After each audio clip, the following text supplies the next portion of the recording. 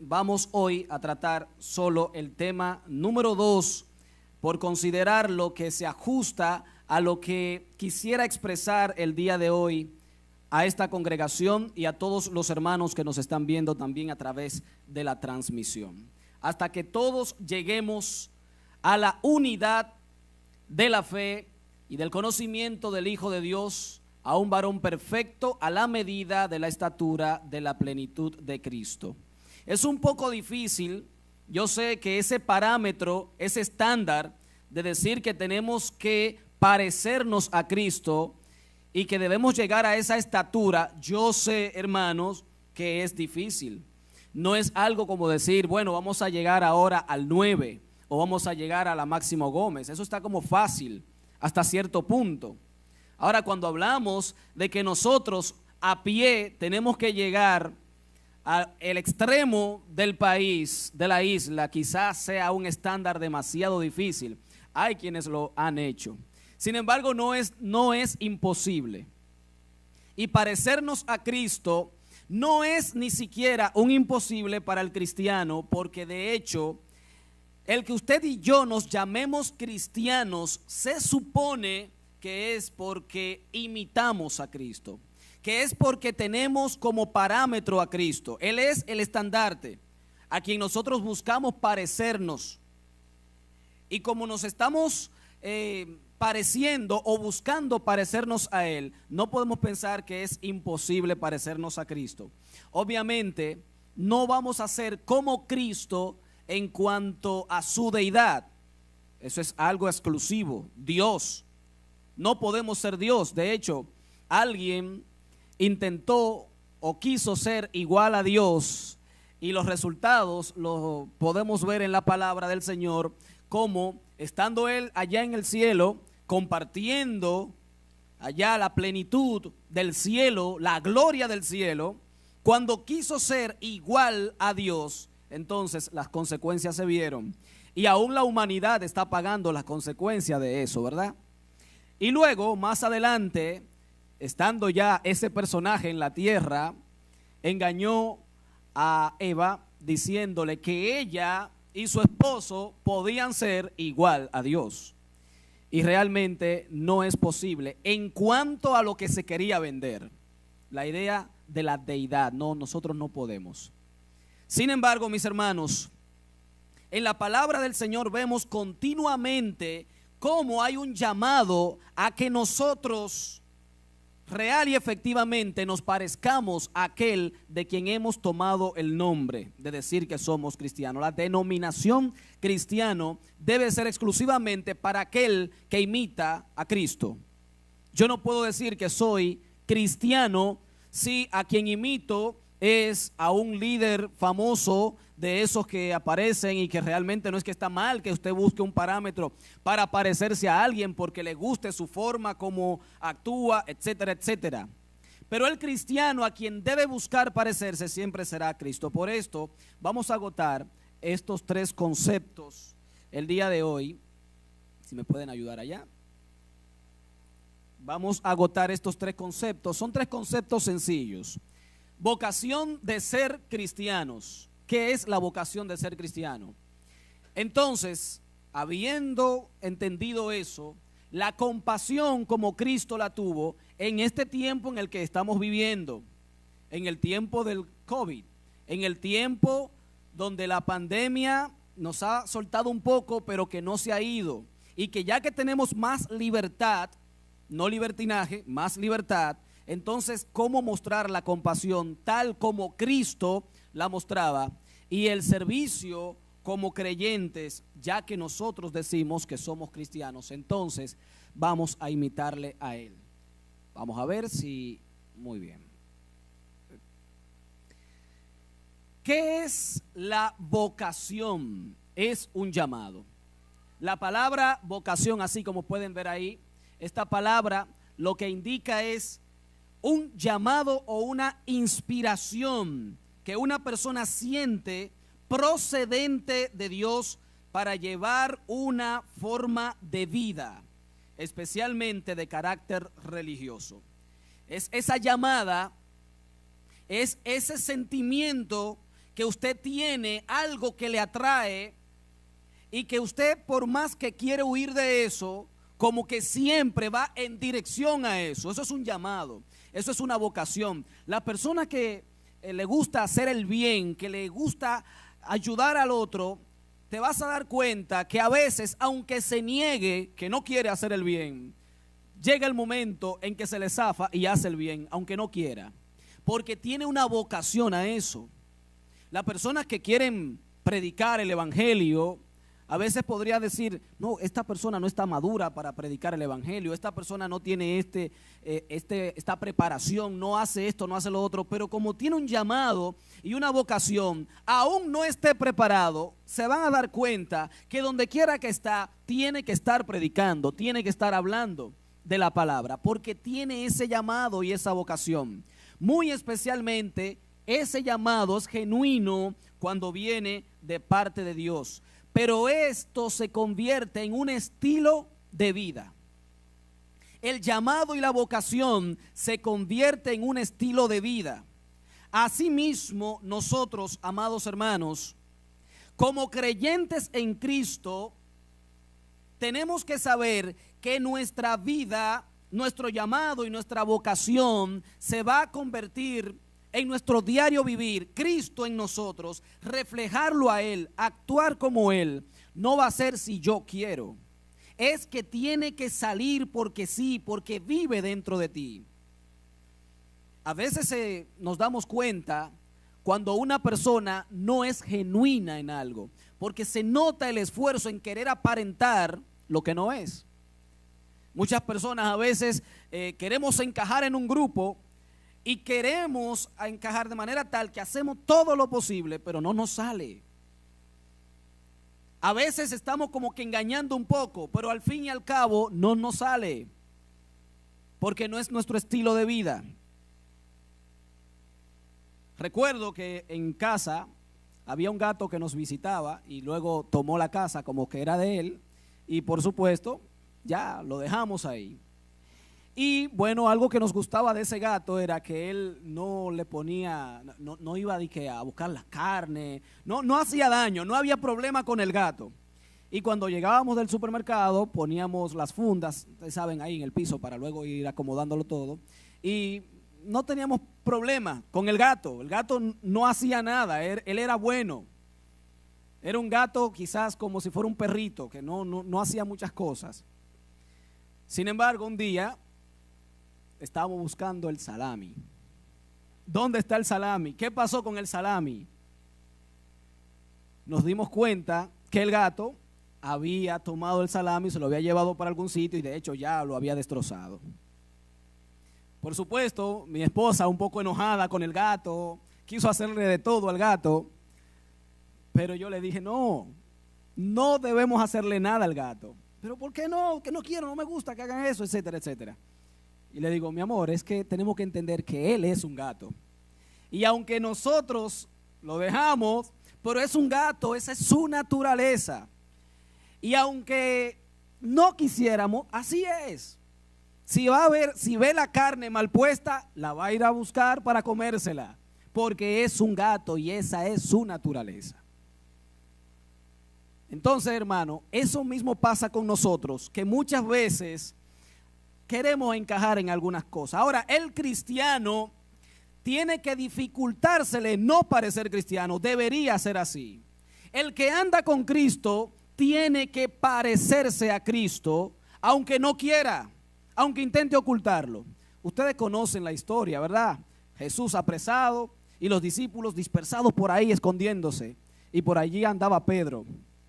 Y Pedro, dentro de su miedo, quería ocultar que él era seguidor de Cristo. 3 veces lo acusaron. ¿Por qué? Porque en las ocasiones en que lo vieron a alguien que estaba actuando y pareciéndose a aquel que habían apresado. Y en un momento la acusación fue más directa. Es que tú hablas como ellos. Tú te pareces a... Es fuerte, hermano.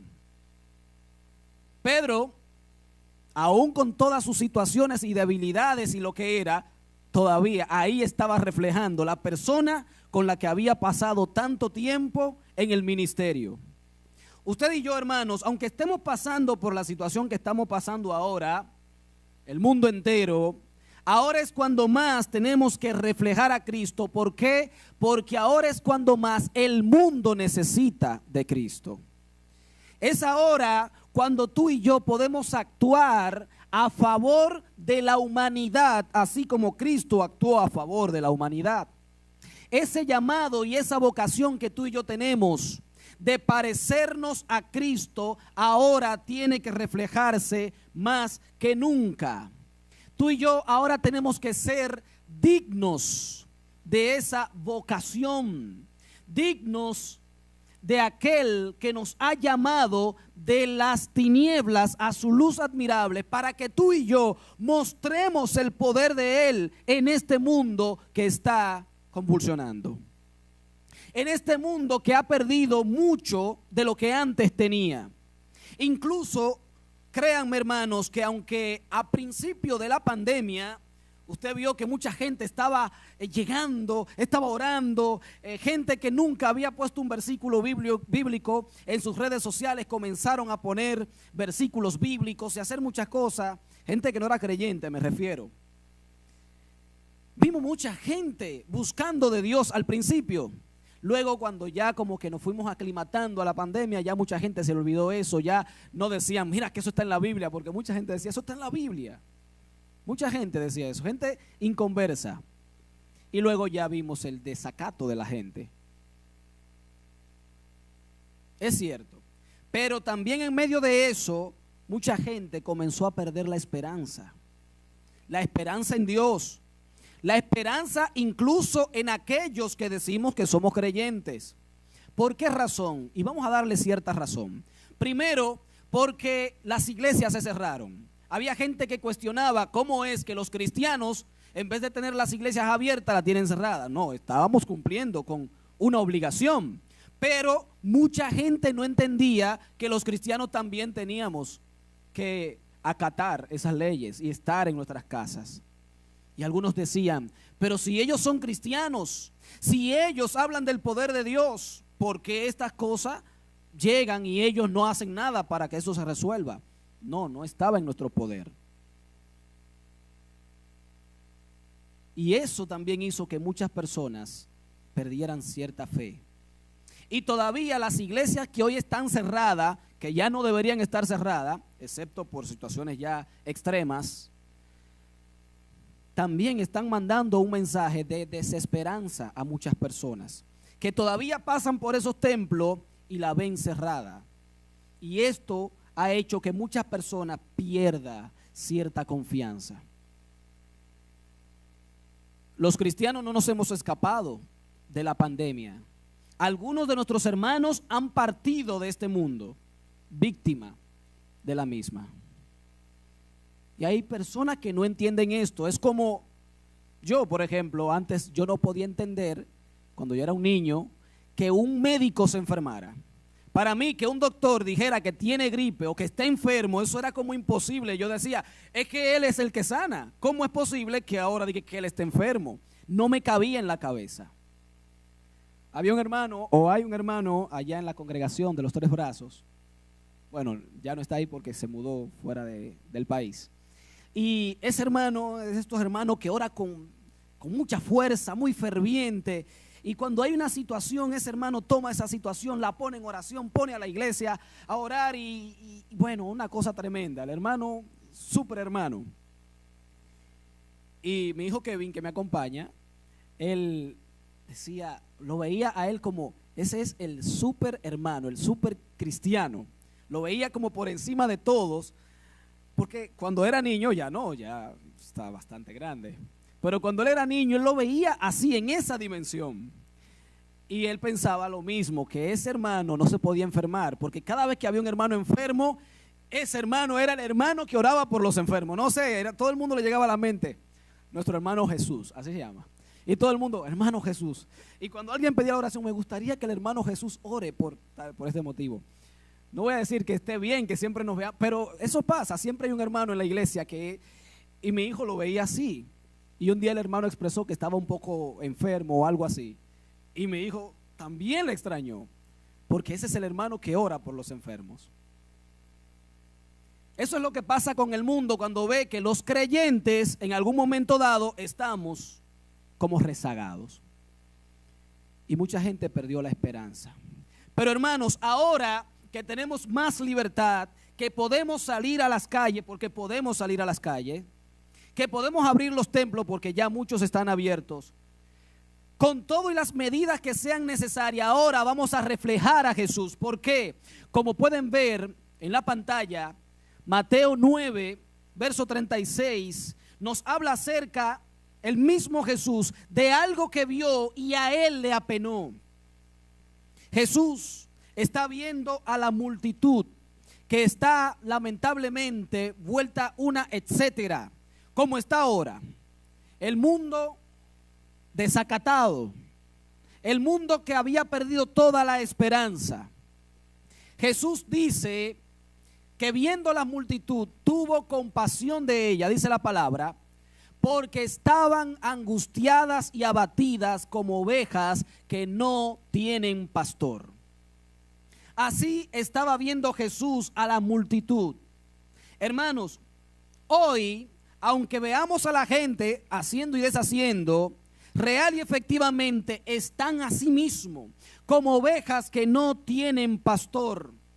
Están caminando en las calles sin esperanza, a oscuras. Y todo ese desacato que tú ves que está haciendo el hombre es porque no sabe lo que quiere. Todo eso que vemos que sucede en el ser humano es porque el ser humano está en un mundo que sube, baja, va de acuerdo a las corrientes, mientras que nosotros no somos así. O sea, no debemos ser así. La palabra del Señor es clara. Esa gente tenía necesidad. Ahora tú y yo, que somos imitadores de Cristo, que tenemos la vocación y el llamado de parecernos a Cristo, hoy también tenemos el llamado de parte de Él a tener compasión por todas esas personas que al día de hoy están caminando como ovejas que no tienen pastor. Por suerte tú y yo tenemos pastor. Por suerte tú y yo durante el tiempo de la pandemia teníamos a quien orar, teníamos a quien recurrir, teníamos un Espíritu Santo que nos guiaba, teníamos la palabra de Dios que nos iluminaba y teníamos al mismo Dios en nuestros corazones a través de su Santo Espíritu que nos confortaba, que nos ayudaba, que nos daba aliento, que ponía su mano en nuestro hombro y nos decía: esto va a pasar. Sigue adelante, no desmayes, no te caigas. Yo te voy a ayudar, voy a estar contigo en las buenas y en las malas, porque yo lo prometí y así será. Y aunque hayamos pasado por el valle de sombra y de muerte, el Señor demostró que ha estado con nosotros. Pero el mundo no siente lo mismo que tú y yo. Hermanos, el mundo no lo ve así. Muchas veces hay hombres y mujeres que son creyentes, no son cristianos, pero creen, saben del Señor, saben de su poder y también le agradecen al Señor. Pero solo tú y yo tenemos la certeza de eso. Por lo tanto, amado hermano, vamos a reflejar a Cristo en nosotros y vamos a dejarnos de tanto temor, no de cuidado, debemos seguir teniendo cuidado. Pero el temor y el miedo a no hacer la obra del Señor porque tenemos miedo a que no va a pasar esto, que va a pasar aquello. Hermanos, de eso olvídese. Tome los cuidados y precauciones necesarias, pero no deje de hablarle a esa multitud que está como ovejas que no tienen pastor. Porque cuando nosotros aplicamos el salmo, Jehová es mi pastor, nada me faltará, ahora lo podemos decir de voz en cuello. Antes lo decíamos, es como Job decía: de oídas te había oído, pero ahora mis ojos te ven. Hemos pasado por este valle de muerte y podemos decir del Señor lo mismo que el Salmo 23. Jehová es mi pastor, nada me faltará. Nada me ha faltado, a usted no le ha faltado nada. No digo que no haya tenido dificultad, la ha tenido, yo la he tenido. Pero en medio de este valle el Señor se ha mantenido conmigo. El mundo tiene miedo.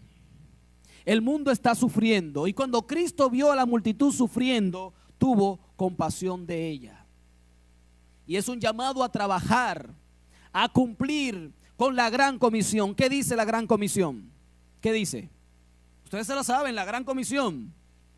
Id por todo el mundo y predicad el evangelio. Hermano, tú y yo ahora es cuando más tenemos que predicar el evangelio. Me alegré mucho ver que muchos ministerios virtuales se activaron. Nosotros los más jovencitos quizás teníamos cierta lucha con los más avanzados, porque ellos no entendían un poco que el uso de las redes sociales como nosotros la usamos. Y bueno, es cierto que durante el tiempo de la pandemia pudimos darle el uso que la iglesia siempre quiso que le diéramos, que predicáramos, que hiciéramos transmisiones, que habláramos de Cristo, que mostráramos, todo eso estaba muy bien. Y eso es bueno. De hecho, como parte y consecuencia de todo lo que sucedió, ya casi todas las iglesias tienen un sistema de transmisión de sus cultos. Gloria a Dios. Casi todas las iglesias se han puesto en eso.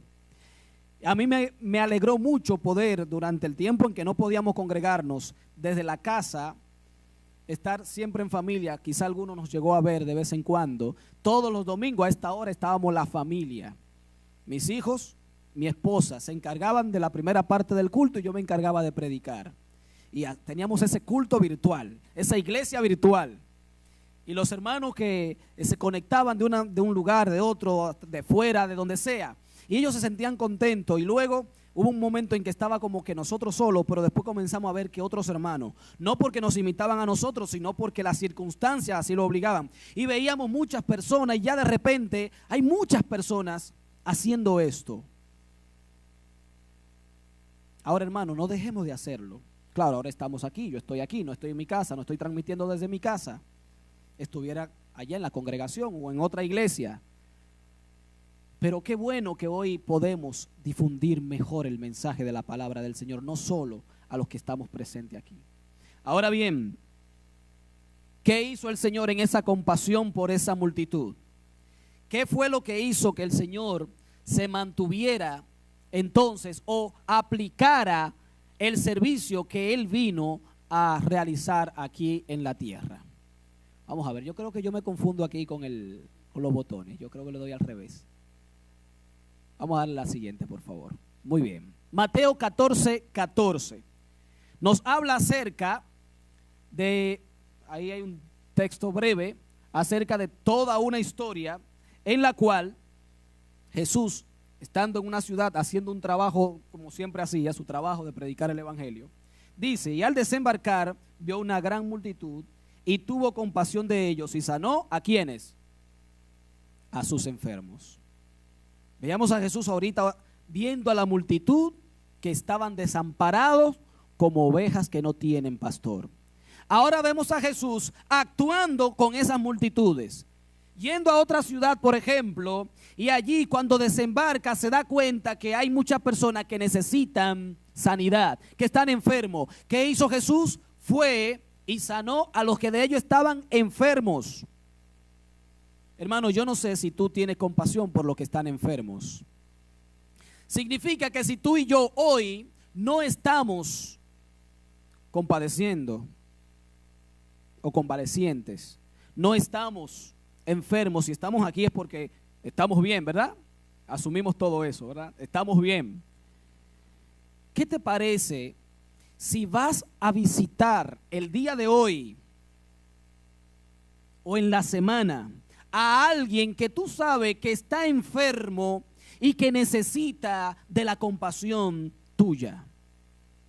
Yo quiero ponerle un reto a los hermanos del Templo Bíblico Peniel y a todos los que nos están viendo a través de la transmisión.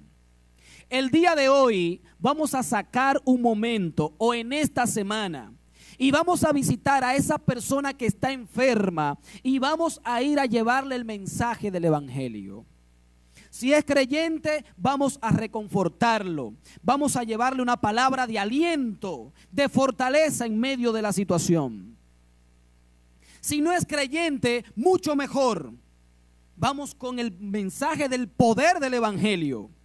y vamos a decirle cómo Cristo tuvo compasión por los enfermos. Y que si es la voluntad del Señor, el Señor lo va a levantar de donde está. Que el Señor va a hacer una obra por esa persona.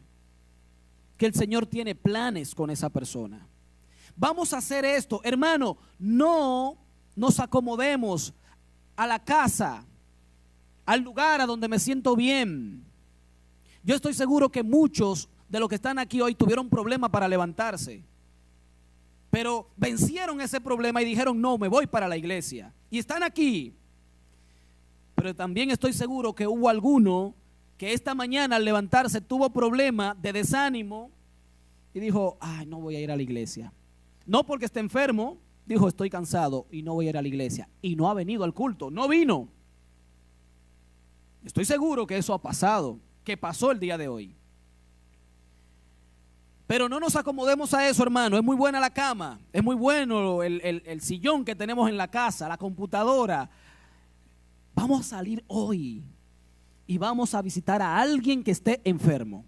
Vamos a ayudarlo. Vamos a mostrar a Cristo a través de visitarle a esa persona. Jesús tuvo compasión por los enfermos. Si pasamos al siguiente, vamos a ver en Mateo 15, un capítulo más hacia adelante, y vemos en el verso 32 de Mateo 15, entonces Jesús, llamando junto a sí a sus discípulos, les dijo, tengo compasión de la multitud porque hace ya 3 días que están conmigo y no tienen que comer, y no quiero despedirlos sin comer, no sea que desfallezcan en el camino. Aquí Jesús nos hace un llamado a condolernos de las personas menesterosas. Jesús estaba hablándole a la multitud. Parece que era una especie de congreso, porque Jesús tenía 3 días hablando con esas personas. Estaba predicándoles, enseñándole el evangelio del reino, como lo expresa el mismo capítulo. El Señor Jesús le estaba predicando, hablándole a todas esas personas, haciendo su trabajo, su obra que vino a realizar. Pero tenía 3 días y llegó el momento de despedirlo. Y cuando llegó el momento de despedirlo, ¿saben que no había comida? No había comida. Y la sugerencia de los discípulos era que lo despidiera para que se vayan tranquilos para su casa. Se acabó el congreso, que vayan a su casa. Y Jesús dijo, no quiero despedirlos así, porque tienen 3 días conmigo. No vaya a ser que en el camino se desmayen, le dé una cosa y se caigan. Es conmigo que han estado. Ahora yo tengo que compadecerme de esto. Pero maestro, tú sabes, no hay comida para tanta gente. Hagan su trabajo, Jesús le dijo, hagan lo suyo. Y al fin y al cabo todo se resolvió. Hermanos, si somos cristianos, si somos como Cristo, ahora en medio de esta situación, también tú y yo tenemos que compadecernos del menesteroso. Muchas personas tuvieron que agotar todos sus ahorros durante el tiempo de la pandemia. Personas que perdieron lo que tenían, vendieron su casa, vendieron su vehículo, se quedaron sin nada. Gente que hoy se han vuelto indigente porque la situación no estuvo bien. Por lo tanto, hermanos, si conoces de alguien, si sabes de alguien, esta semana vas a mostrar a Cristo también de esa misma forma. Así como Jesús proveyó para ellos, los discípulos. Jesús le dijo a los discípulos que lo hicieron y ellos lo hicieron. Tú como discípulo de Cristo, como cristiano, como alguien que refleja a Cristo, hoy, mañana o en la semana, identifica una familia, una persona que tenga una necesidad, que tú sabes que puedes proveerla.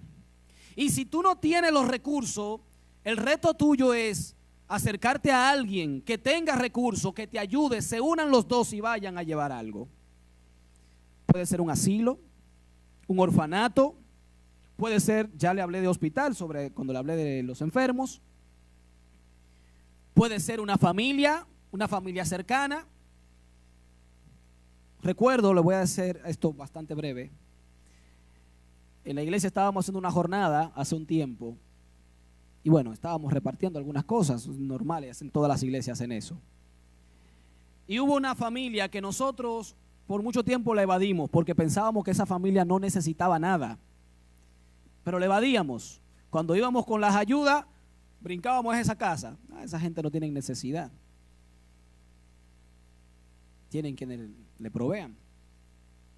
Y recuerdo que algo nos movió a llevarle a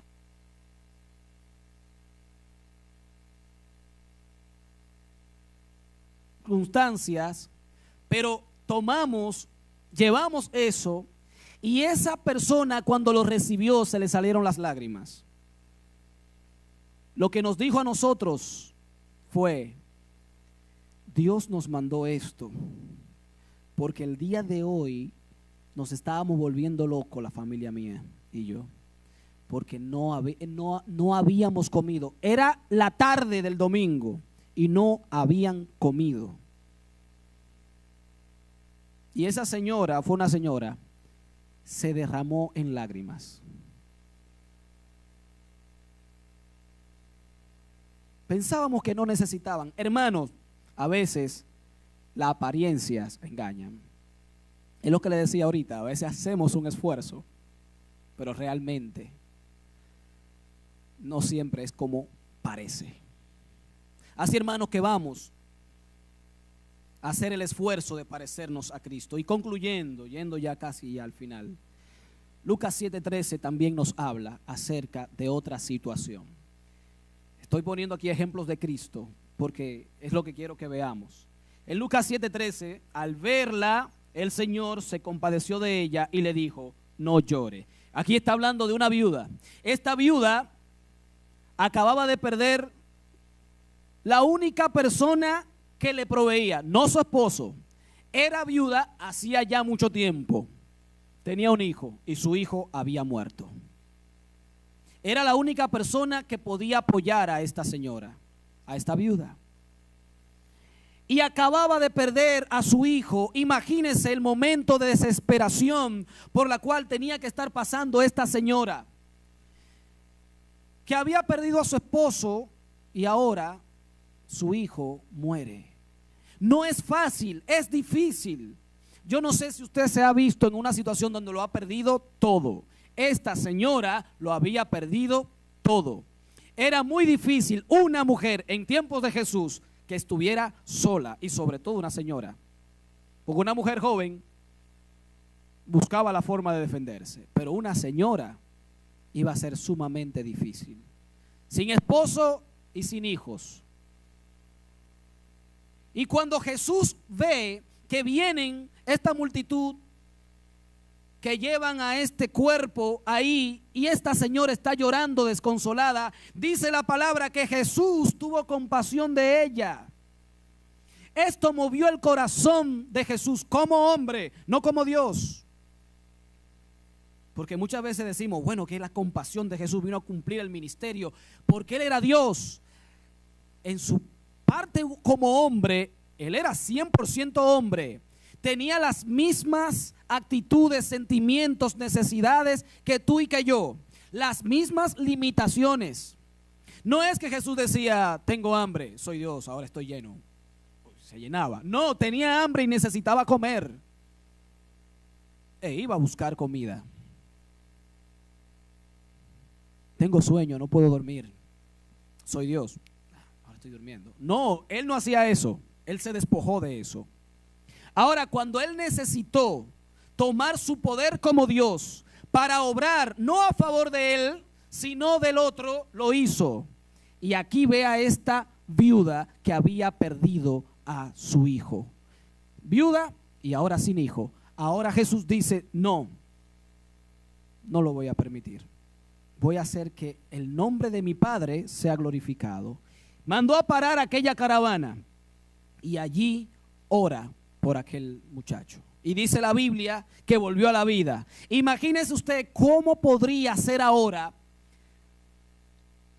aquel episodio, aquella mujer que pensaba que lo había perdido absolutamente todo y ahora ve a Jesús que le resucita a su hijo. Lo único que tenía, lo único que le quedaba, ahora vuelve a la vida.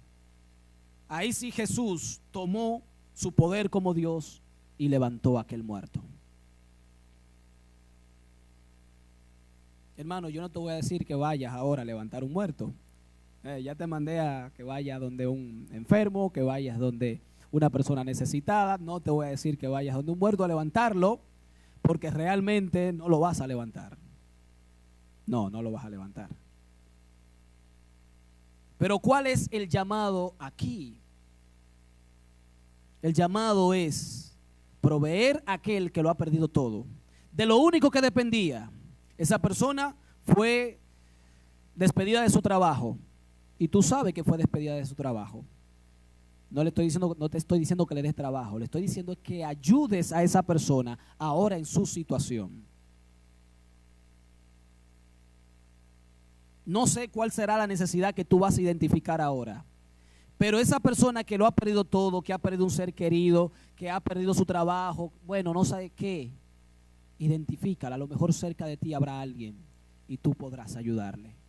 Busca que la guía del Espíritu Santo te ilumine qué puedes hacer a favor de esa persona. Y si puedes gestionarle un empleo, si puedes, pues hazlo. ¿Saben? Un joven una vez me dio una lección. Yo estaba sin trabajo y él estaba trabajando. Y él me dijo, ¿cómo que tú no estás trabajando? Pero mira esto y tú puedes hacer esto, puedes hacer lo otro. Ya he buscado de toda manera. ¿Y sabe lo que hizo ese joven conmigo?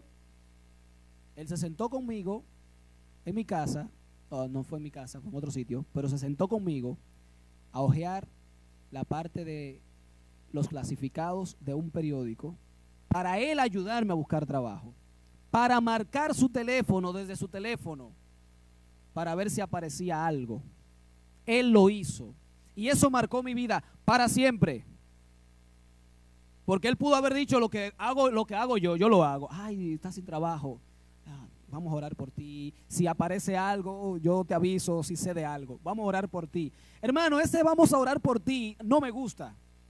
Y yo he decidido en mi vida tratar, no es que no lo hago, pero tratar de eliminar el voy a orar por ti sin tratar de hacer algo. Porque voy a orar por ti como que nos acomodamos y se acabó ahí, como que cumplí. Hermano, estoy orando por ti, cumplí. Yo no cumplo con decir estoy orando por ti. ¿Sabe por qué? Porque muchas veces digo voy a orar por ti o estoy orando por ti y probablemente no estoy orando por ti. Ya se convierte en una muletilla del cristiano cuando ve que otro tiene cierta necesidad. Voy a orar por ti. O vamos a orar por fulano. Y a veces nos paramos, gracias hermanos a todos los que oraron por mí, por mi situación, ya se resolvió, muchas gracias. Y yo estoy ahí abajo y digo amén, como que yo oré, no oré nada.